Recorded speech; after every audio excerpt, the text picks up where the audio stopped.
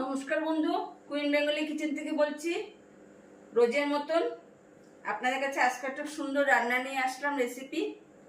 বন্ধু, এখন তো খুব পটল উঠেছে বাজারে, তো আজকে ভাবলাম যে নিরামিষ একটা দই পটল করি। তা বন্ধু, আমার সঙ্গে আপনার সবাই থাকুন, দেখুন, দেখে রান্না একটা লাইক দিয়ে দেবেন বন্ধু, আপনাদের মধ্যে শেয়ার করে দেবেন। আর আমার নতুন বন্ধুরা সাবস্ক্রাইব করে অল বোতামটা প্রেস করে আমার সঙ্গে থাকবেন। তাহলে বন্ধু, দই পটলটা কি করে করছি অবশ্যই কিন্তু দেখবেন। শুরু করি বন্ধু। আমি 1 কেজি পটল ভালো করে ধুয়ে ছাড়িয়ে নিয়েছি। উপরে খোসাগুলো পুরো ভালো করে পাতলা পাতলা করে ছাড়িয়ে নিতে হবে। আমি পাতলা করে ছাড়িয়ে নিয়েছি। এবার বন্ধু, পটলগুলোর এরকম ভাবে কাটতে হবে, মানে বেশি ডিপ করে না। ভাজার পরে তাহলে আস্তে আস্তে এর মধ্যে নুন তেল ঢুকে যাবে। এক পাশটা এইভাবে কাটলাম, আবার অপোজিট দিকে এইভাবে কাটবো। বন্ধু, সব পটলগুলো ভালো করে কেটে নিলাম। একটা কড়াই চাপিয়ে দিলাম, সর্ষের তেল দিয়ে দেব।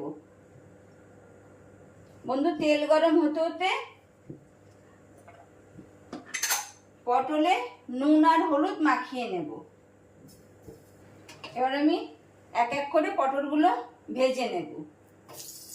বন্ধু, কে কোথা থেকে দেখছেন কমেন্ট করে জানাবেন, বলবেন কমেন্ট করে আমার রান্নার রেসিপি দেখে আপনাদের কীরকম লাগছে কমেন্ট করবেন, আপনাদের মধ্যে শেয়ার করে দেবেন বন্ধু। আর আমার নতুন বন্ধুরা সাবস্ক্রাইব করে অল বোতামটা প্রেস করে আমার সঙ্গে থাকবেন, আমাকে সহযোগিতা করবেন।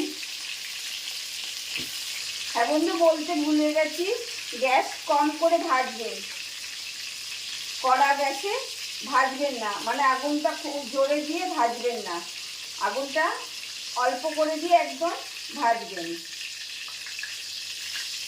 এবার আমি একটা মশলা গুলে নেব। বন্ধু, আমার সঙ্গে থাকুন, দেখতে থাকুন।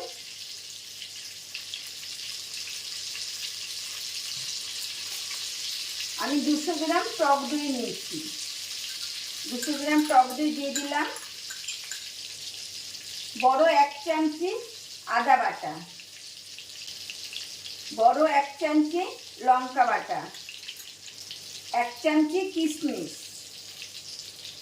ছোট 1 চামচি হলুদ।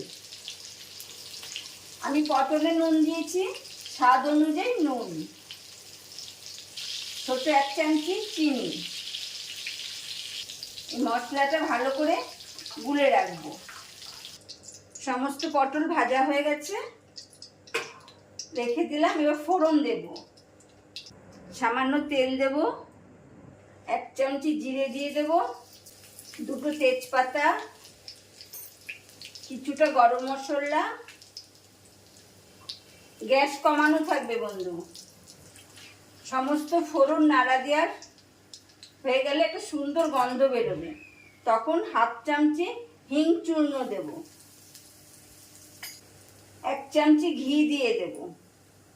গ্যাস বাড়িয়ে দেবো বন্ধু। একটা টমেটো পেস্ট দিয়ে দেব। এটা অপশন বন্ধু, দিতেও পারেন নাও দিতে পারেন।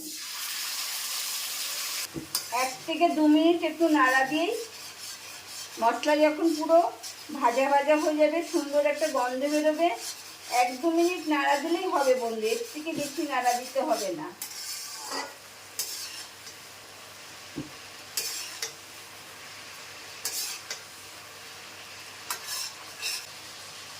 ভালো করে যে দই ফেটিয়ে রেখেছিলাম সব মশলা দিয়ে এবার দিয়ে দেব।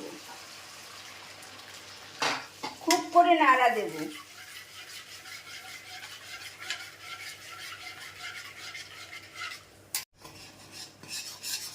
বন্ধু, নাড়া দিতে যখন ফুটে উঠবে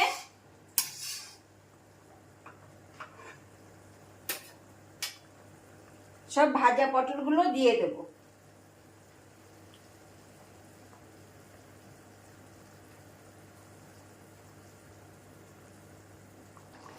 তিন থেকে 4 মিনিট ফুটে পটলগুলো নরম হয়ে যাবে, সব মশলাগুলো পটলের মধ্যে ঢুকে যাবে, তারপরে আমি অফ করব।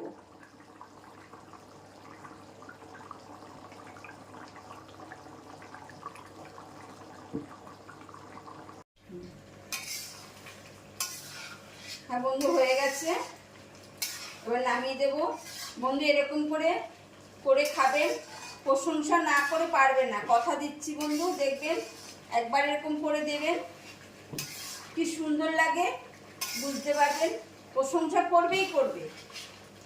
এবার বন্ধু অফ করে দিচ্ছি, সার্ভ করে দেবো।